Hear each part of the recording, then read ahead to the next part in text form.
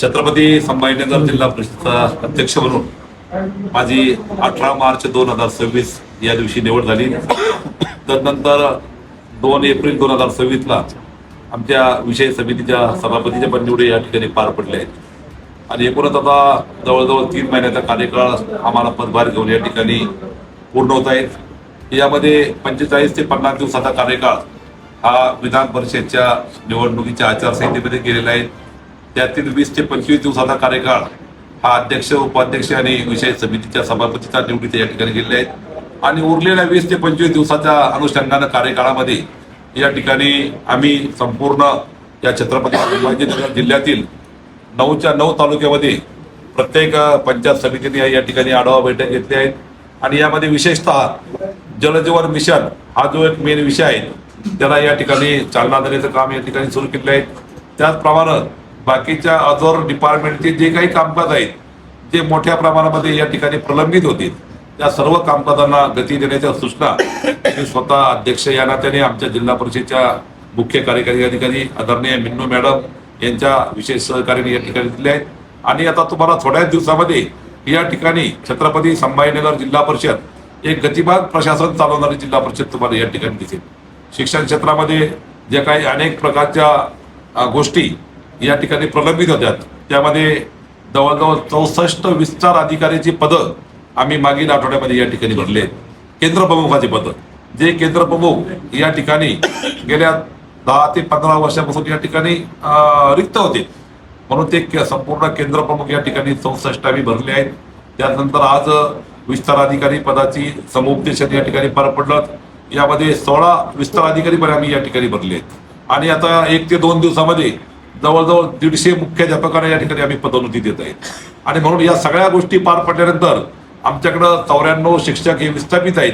त्या सर्व विस्थापित शिक्षकांना आता पोस्टिंग दिल्या जाईल आणि ग्रामीण भागामध्ये जो काही शिक्षकांचा जो काही प्रश्न आहेत त्या रिक्त पदं त्या ठिकाणी मोठ्या प्रमाणामध्ये भरल्या जाईल आणि म्हणून या ठिकाणी अत्यंत चांगल्या कामकाजाची सुरुवात या ठिकाणी दिली आहे.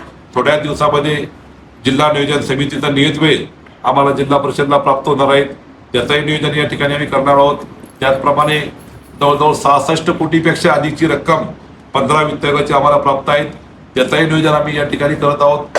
जिल्हा परिषद उपकर निधीचंही आम्ही त्या ठिकाणी नियोजन करत आहेत आणि स्टँडिंग कमिटी असेल, विषय समिती असेल, जनरल बॉडी असेल या सगळ्यांच्या हिशोबाने ताळमेळ ठेवून चांगल्या पद्धतीनं कामकाज आमचं सुरू आहे.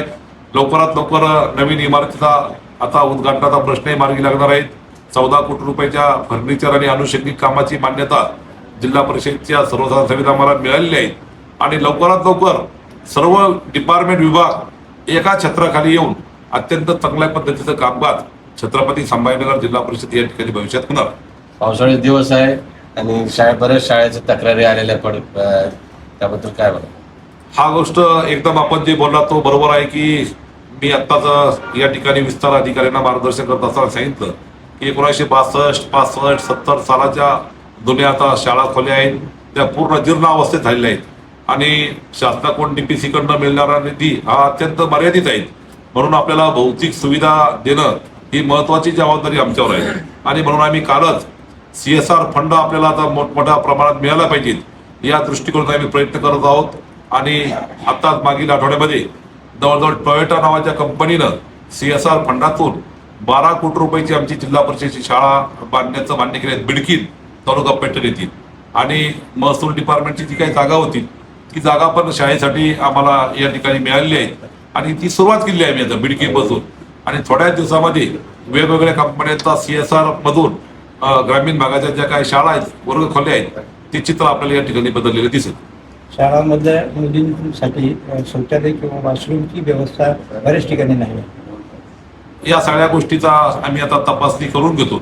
ब्लॉक लेवलला एज्युकेशन आमचे गट शिक्षण अधिकारी असतील, आता या ठिकाणी नव्याने नेमलेले विस्तार अधिकारी असतील, केंद्र प्रमुख असतील, लवकरात लवकर आम्ही 1-2-4 दिवसामध्ये तो अहवाल घेतो आणि ज्या ज्या ठिकाणी स्वच्छतागृहाची अडचण असेल DPCचा निधी पण आम्हाला या ठिकाणी प्राप्त होत आहेत. लवकरात लवकर आपण त्या ठिकाणी कारवाई करू. एक प्रश्न असा येतो, आतापर्यंत अध्यक्षाची भेट होत नव्हती, बरेच शिष्यमंडळ तुम्हाला येऊन भेटतात, काय काय समस्या आलेल्या आतापर्यंत तुम्हाला? शिक्षक शिक्षण मंडळ असो, ग्रामसेवकाची समस्या असो, जिल्हा परिषद ही एक मिनी मंत्रालय आहे आणि म्हणून या मिनी मंत्रालयामध्ये जन्मापासून तर मृत्यूपर्यंत सर्व कामकाज आमच्या मार्फत चालतं.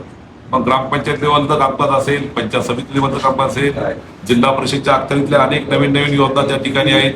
त्यामध्ये शिक्षण डिपार्टमेंट आहे, आरोग्य डिपार्टमेंट आहेत, पशुसंवर्धन डिपार्टमेंट आहेत, कृषी डिपार्टमेंट आहेत, बांधकाम डिपार्टमेंट आहेत, अर्थ खातं आहेत, अनेक प्रकारचे सिंचन खातं आहेत, अनेक प्रकारच्या खात्याचं कामकाज या जिल्हा परिषदच्या डिपार्टमेंटच्या वेगवेगळ्या मार्फत चालू असतं. आणि म्हणून समस्या ही न सुटणारी प्रक्रिया आहे, परंतु समस्या निर्माण झाल्यानंतर त्याच्यावर त्या ठिकाणी व्यवस्थितपणे ते काम कसं मार्गी लागेल या दृष्टिकोनातून अधिकारी पदाधिकारी आम्ही अत्यंत समन्वय ठेवून या ठिकाणी कामकाज करतो. साहेब, मधल्या काळामध्ये जिल्हा परिषदच्या प्रिमायसेसमध्ये महिलांसाठी सॅनिटरी पॅडची व्यवस्था केली होती, वेंडिंग मशीन लावलेली होती. ती आता गेल्या अनेक वर्षापासून इथे दिसत नाही.